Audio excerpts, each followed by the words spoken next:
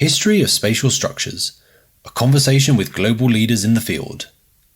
In August 2020, the University of Surrey will host its 7th International Conference on Spatial Structures, which will coincide with the 61st Annual Symposium of the International Association of Shell and Spatial Structures, IAS 2020. As Surrey prepares for these events, we've caught up with some of the leading figures in the field today and asked them to share their views on the history of spatial structures, the influence of digital development over the past decades, and the pioneers of this discipline that they most admire. Spatial structures have been around for a long time, in some form or other, and there's probably no single definition of what a spatial structure is, but they do have certain things in common. Gerry Parke, Emeritus Professor of Structural Engineering at the University of Surrey, has this explanation. Spatial structure is really a structure which is working in 3 dimensions.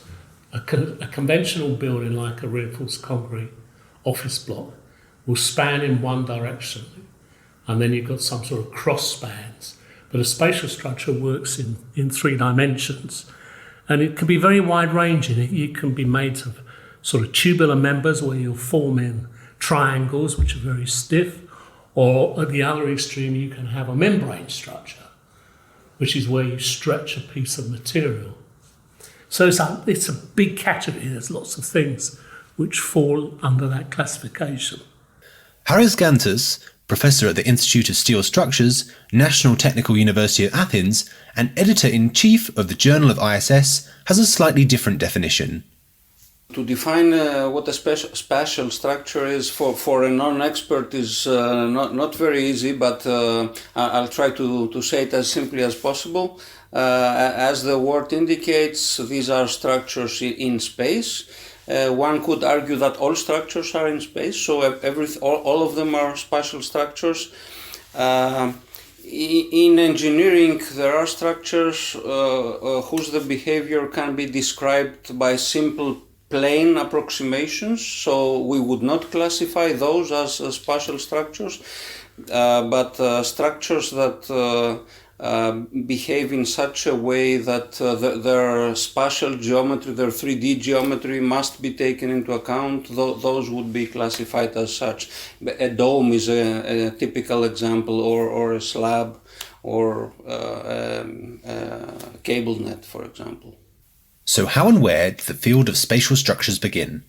Of course, the formation and development of the International Association for Shell and Spatial Structures, ISS, has played an integral role in the evolution of the field itself. Here, Carlos Lázaro, Associate Professor at the Universidad Politécnica de la Valencia and co-chair of the 2019 International Association for Shell and Spatial Structures Symposium, tells us a bit about the beginnings of the association. The International Association for Shell and Spatial Structures was founded by perhaps the most famous Spanish engineer in the 20th century, and I would say in the history, who was Eduardo Torroja. And Torroja was a very special person in Spain. He was a civil engineer, and he had a strong background in mathematics because his father was a professor of mathematics and geometry. And he started very young to design shells, because shells were developing very fast in Germany. But he learned what the German masters were doing, and not only applied it here to several projects, but it was a breakthrough, big step forward what he did in Spain. And when he was already, let's say, not so young, he had a very good name internationally, which at that time in Spain was very rare, because it was the time after the Civil War with Franco, and Spain was a rather closed country. And he was like kind of an ambassador, and had a very good name, and he attracted many professionals to a congress on shell structures in 1959, which at that time was the top interest in the technical and scientific community.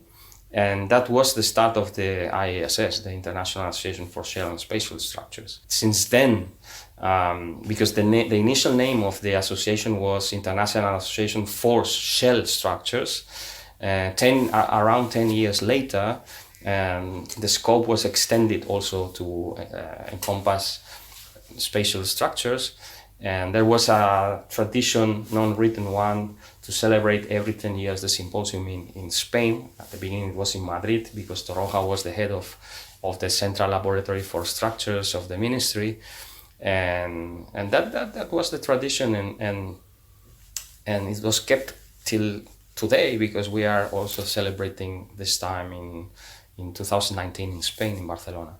And it's fair to say that the association has also tried to keep updated regarding to the topics, because this initial focus on shells has evolved to incorporate many new kinds of structures.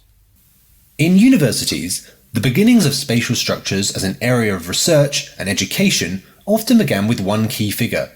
At the University of Surrey, this was the late Professor Szymon Makowski. Hoshyar Nooshin, now Emeritus Professor of Spatial Structures at Surrey, was lucky enough to undertake his PhD under the supervision of Professor Makowski in the 1960s.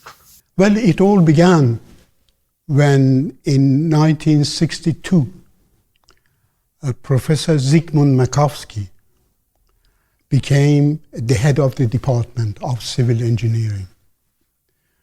Professor Makowski was a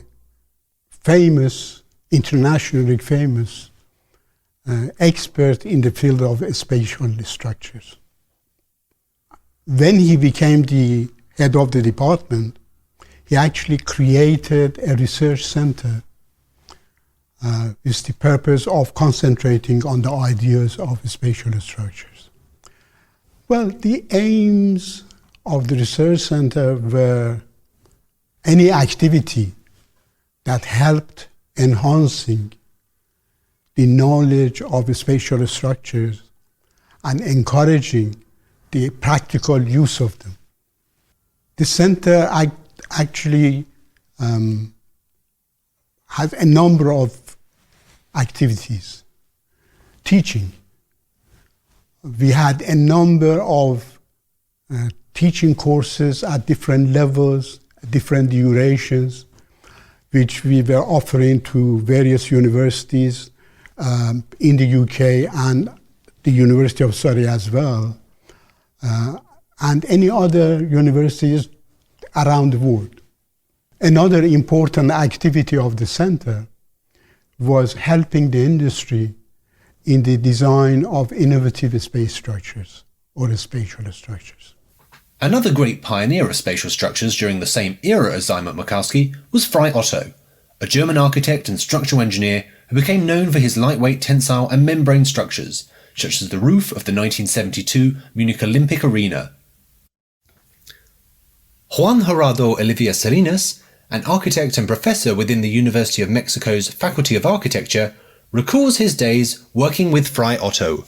I started with this when I was a student of architecture in the 1970s. I was impressed of seeing the works from Professor Frei Otto in Germany mainly. Then I got a scholarship from the DAAD, Deutsche Akademische Austauschdienst, and I was able to travel to Germany and to work with Professor Frei Otto and other people in the University of Stuttgart. And the more I knew about this kind of structures, the more interest I won with this in this area. He worked mainly with models, physical models, and I wanted to work with computers. Frei Otto told me at the beginning, I do not work with computers in my institute, his famous Institute for Lightweight Structures.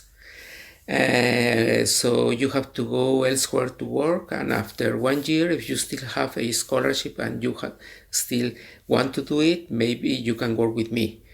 1 year later, I came back and he accepted me, and I did a few models with him, and he's one of the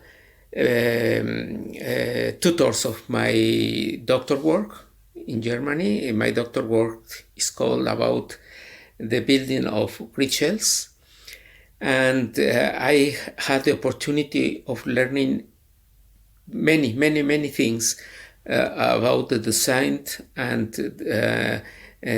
conception and design and construction of lightweight structures, membrane, grid shells, and many other kinds of structure. It was a great experience. I thank Professor Otto for having given me this opportunity of working in his famous institute. Chris Williams, professor at Chalmers University of Technology in Gothenburg, Sweden, also got the opportunity to work with Fry Otto early on in his career. And I was lucky enough to work with Ian Liddell on the multi-haller in Mannheim, Fry Otto's grid shell. And that was obviously a very exciting time. My role was to do the buckling analysis, which meant using computers, which of course in those days meant some massive great mainframe where you spent a month's salary, if you like, doing one analysis, which would run overnight and had to have a very, very coarse mesh. So I think we had something like a 5 meter mesh whereas the real structure is 0.5 meter mesh. And obviously today, even on the cheapest laptop, you could run a 0.5 meter mesh. For Carlos Lázaro, the chance to work on the last shell structure designed by Felix Escrick was the point at which his fascination with spatial structures began. He was one of the persons who built many shells in America, and his last shell that he conceived, because he didn't develop the structural design, was placed in my city, in Valencia, and I did this structural design together with my colleague, and that was my close relation to shell structures. From that point on, I never, so my mind was in that field. So when did spatial structures first appear? While the work of pioneers such as Felix Escrick and Fry Otto in the mid-20th century spring to mind, you could argue that the history of the discipline dates much further back, over many centuries or even millennia. Charis Gantes, professor at the Institute of Steel Structures, National Technical University of Athens, talks about the earlier spatial structures. Coming from Greece, I would say that in ancient Greece there were some first examples of spatial structures, like arches, for example. You know, the material they were using at that time was masonry, stones. So they had to use shapes that were good, that would cause compression, in which masonry is a good material but no tension. This is what led to arches. So that's why in ancient Greece and ancient Rome we can find many arches. But if we want to look at the modern history of spatial structures, I would say that around 1940 or 45, I'm not sure when the Mero system was developed. This was a system to make joints, to connect two steel bars to each other, and I think this was an important step in the development of space trusses, space frames. Gerry Parke agrees that spatial structures have been around almost since man started to build. As spatial structures, space structures covers a big area. I would imagine that really the first primitive structures are spatial structures. So, for example, probably the Chinese people were the first to use structures, for nomadic people when they build a tent. That's a space structure. The American Indians and their teepees, that's a spatial structure. And it's sort of gone on from there. And then the industrial space structures around about the about 1850, the Germans started to build iron structures, so there were iron roofs.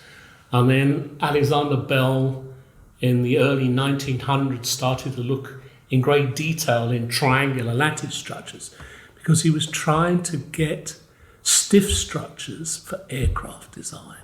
So there you want maximum stiffness, minimum weight. And it's just grown and mushroomed from there, really. So it's difficult to say where it really started, but probably in China, I would say. Since what we think of as modern spatial structures began to appear in the mid-20th century, their popularity has been influenced by trends in design. Sigrid Adriaenssens, Associate Professor at Princeton University's Department of Civil and Environmental Engineering, explains how this has happened and why she believes spatial structures have a bright future ahead of them.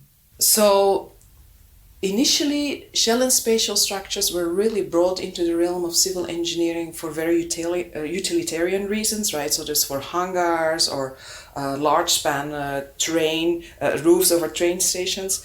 Then there was a period in the 60s when these kind of systems were thought as having great architectural potential. So we see at world fairs very iconic structures that are spatial structures, pneumatic structures, shell structures, and so a lot of architects at that time embraced them because they potentially have very large formal and visual language, which was very appealing in the 60s and the 70s. And then there were some decades where, from an architectural perspective, this style was really not desired, and we went to the kind of everything being very minimalist and everything being right angles. And right now, again, there is an increased interest in this kind of organic looking spatial structures. So, they're all out there on the architectural field. But also, I think more if you take away, the visual, but if you look at how they perform, I think they have great potential just beyond, being roofs. These kind of systems have great potential, I think, at resisting very large loads. So, for example, there are some very beautiful thin curved shell dams, so they're very good at resisting water. They have great potential in resisting earthquakes. We are looking at the moment at pneumatics and how they can resist storm surges, so they could be storm surge barriers. So I think these systems one has to look at how well they perform and what they can do to solve some of the challenges that we're facing in the 21st century. So I think they have a bright future ahead, independent of whether they're architecturally in vogue or not. One factor has influenced spatial structures more than any other over the past 60 years: digital development. Emeritus Professor Nooshin at the University of Surrey was an early leader in the computerization of spatial structure design, having originated the concept of Formex Algebra in the 1960s. Well, the principal topic of research in the Spatial Structure Research Center was computer-aided analysis and design of spatial structures. In particular, our attention was focused on configuration processing, which is the branch of knowledge dealing with generation and processing of geometric forms, geometric configurations. In particular, of course, our interest was related to spatial structures.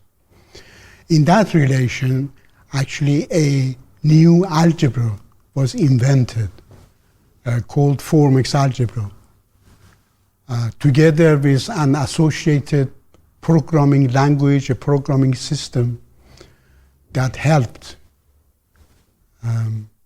generating and processing structural forms. These ideas could be of great help to industry and also to students, starting from primary schools to universities. René Motro, Emeritus Professor at the University of Montpellier, remembers working with Professor Nooshin in these exciting early days. I visit the Space Structure Center in Guildford, and we defined with Hoshyar Nooshin the way to begin this work based on geometry. I had many discussions with him, but what I have to say about Hoshyar is aptitude to develop so-called Formex Algebra and his digital aspect, Formian. This is quite different. And this, what I learned with him is not only geometry, but a way of working, a way of exchange with other people, a way of always questioning the words again and again in order to be closest to the truth of what he said. Another pioneer of digital tools back in the 1980s was Juan Gerardo Oliva Salinas, a professor within the Faculty of Architecture at the University of Mexico. I wrote by myself a program when I was studying in Germany. At that time, I wrote it in Fortran 4. Fortran 4, for many people, they have never heard about that. It was a programmations language, and that was amazing for me at that time. And I'm talking about 35 years ago. So there is a development from 1980 to this year, and it is important to know what the new digital tools can help, how they can help, and they are very important, and the students have to know how to manage them. Digital tools have undergone a rapid evolution since these early days. Carlos Lázaro describes what he sees as their impact on the spatial structures discipline. Digital tools mean a revolution in the field because they allow to very rapidly draw, of course, in a computer, things that 20, 30 years ago, doing it by hand would have been impossible or would have taken months and with no possibility to iterate or try different possibilities. And with digital tools, I think they have benefited mostly architects because they have given them the possibility to experiment with shape. And there is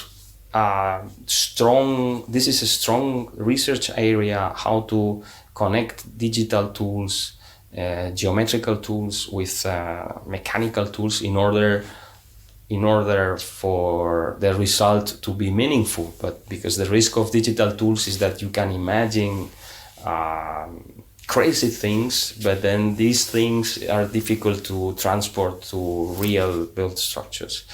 But the association, the IASS, in this respect is one of the cores where research is being carried out in order to get the best from digital tools.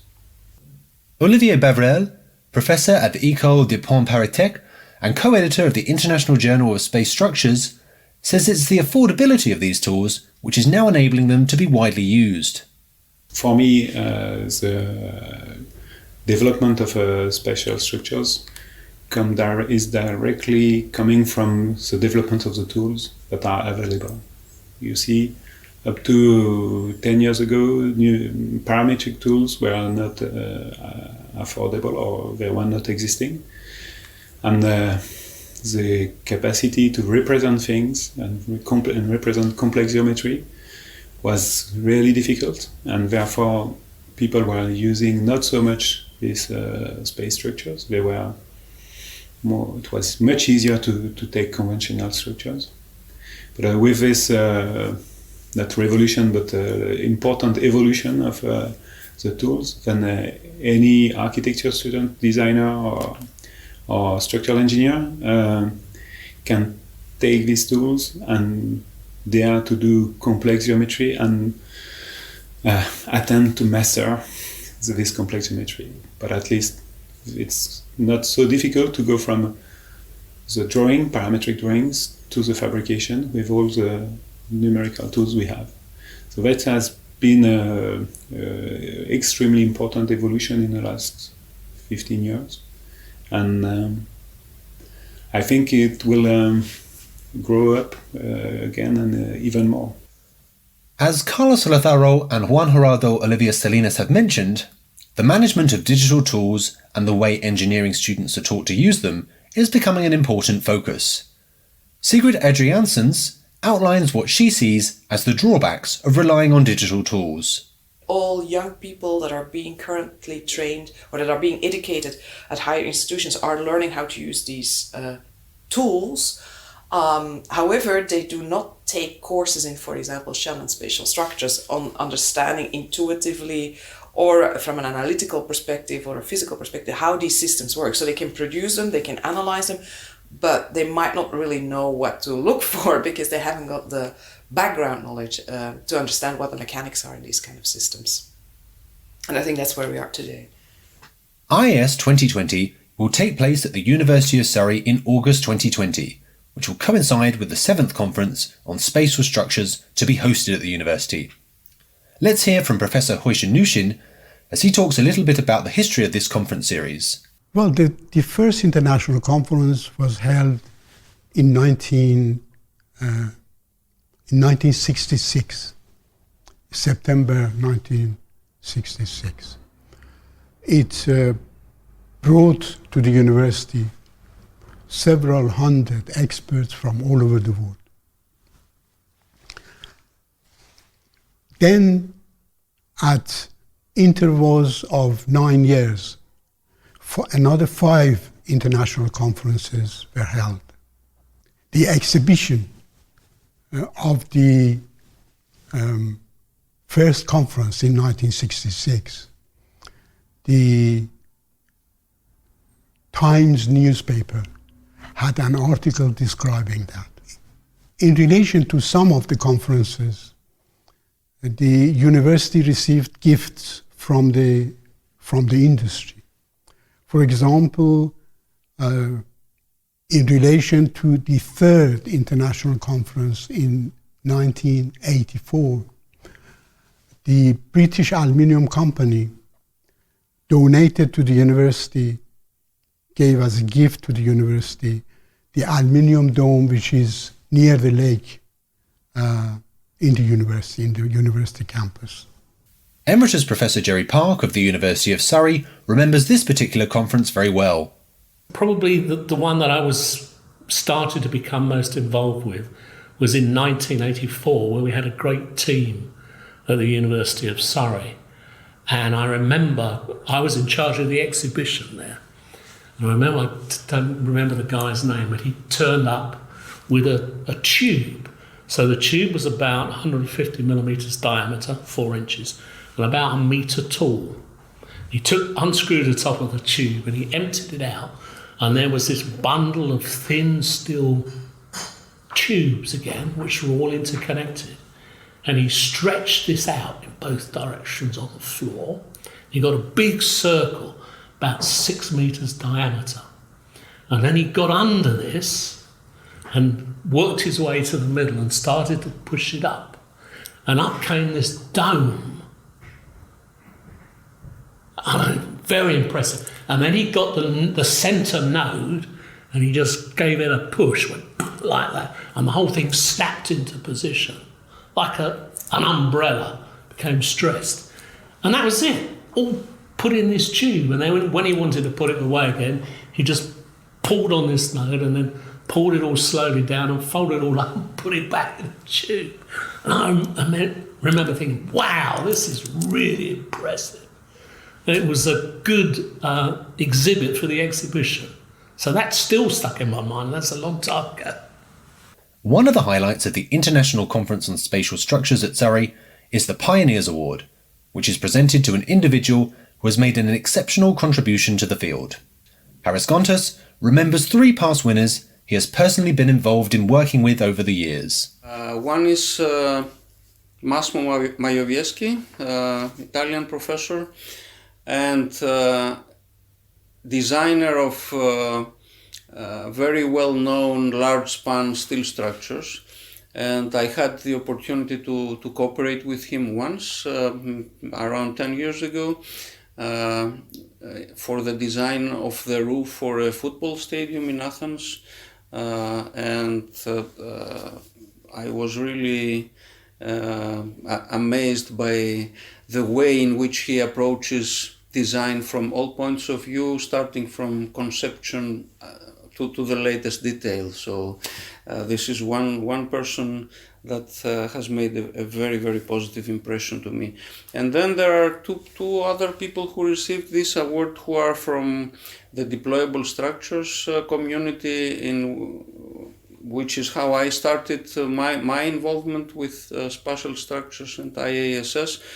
One is the late Felix Escrick. He was a Spanish architect and engineer, a pioneer of deployable structures, and one of the few who actually has made some of them for real architectural applications. One of them is a swimming pool in Sevilla in southern Spain, and many years ago he actually showed it to me.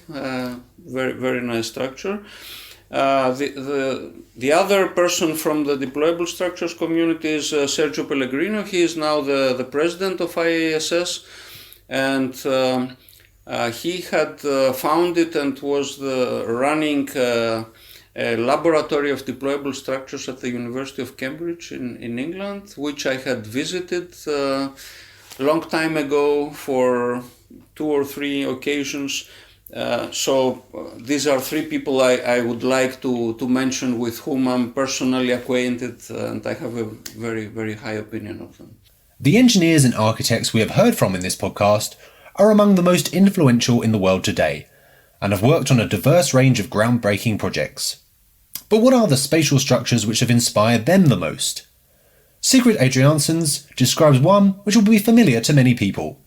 A grid shell structure that I really admire is the cupola over the courtyard of the British Museum in London. I really like it because first of all, it looks really gorgeous. It's a very interesting pattern, but I think it was also the first of its kind at the time. And since then, there have been many glass grid shells being designed and built like that up to this day. Including the Dutch Marine Museum, on which I worked as well. But I think the cupola over the courtyard of the British Museum is really amazing. And even people who are not trained as engineers or architects, when they go there, they're just amazed by the spatial quality that it creates, the quality of the lighting that it brings in. Sigrid explains why she thinks the glass grid shell at the Dutch Maritime Museum is so successful. I think spatial structure is very successful when people come to it, not so much because they have to be there, but because they want to be there.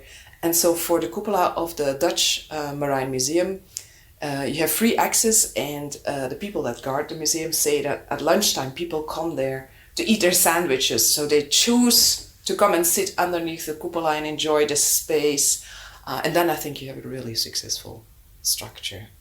For Carlos Lázaro, the innovative work of Mamoru Kawaguchi, who pioneered a completely new style of spatial structure, has stuck in his mind. Mamoru Kawaguchi, who was the president of the IASS 2 times and was an exceptional designer of structures and inventor of construction systems. And he designed, was one of the first persons in the world who was able to design and build inflatable structures, for example, which were temporary structures, but opened the imagination to making this possible. And we are speaking about the 1960s and 1970s, so it was quite a long time ago, but this has left a very important footprint. Charis Gantes talks about another iconic and unusual structure. There is one structure that impressed me very much. It's the Tokyo International Forum. It's a building in downtown Tokyo serving exhibition purposes. And what is the reason why this structure impressed me is that it's exposed. I mean, you can see the structure, and the roof structure has the shape of the skeleton of a fish, and everything is suspended from the fish skeleton, And as I said, the structure is visible, so it's possible to imagine the flow of forces through the members, and this is a project that impressed me a lot. For Chris Williams, the Munich Olympic Stadium, designed by Frei Otto, is the spatial structure which has left the biggest impression. And I remember a few years ago going to BMW Welt, which is just across the way from the Munich Olympic Stadium. It's got massive steel space frame structures in there. I mean, really chunky. It's massive. It's sort of a bit like a cathedral, because it's got these sort of side chapels. With BMW 1 Series, you go and worship the 1 Series, then you go and worship the 2 Series, and then it's a real sort of cathedral to consumerism and massive use of resources. And then you go across the way and you come to the Olympic Stadium, and it's like, having a sorbet after eating some, massive meal. So it is, I think, still now very, very impressive. And probably even if you weren't an engineer or an architect or whatever, and never heard of Frei Otto, you would still go there and say, wow. And that's very important, of course, because we're not just building for people who are sort of know about these things, we're building for ordinary people. These iconic structures demonstrate the range and scope of the discipline, and its ability to inspire the people who create them and those who visit and use them. In this podcast, we've tried to give a snapshot of the history of spatial structures, from the earliest examples many centuries ago, through to the first modern spatial structures of the 1950s, to the innovative structures being pioneered today.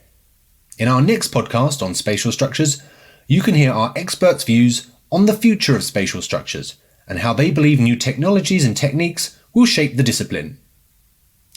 I'm Mark Richardson from the University of Surrey, and I'd like to say thank you to all of the experts around the world who contributed to these podcasts. Thank you for listening.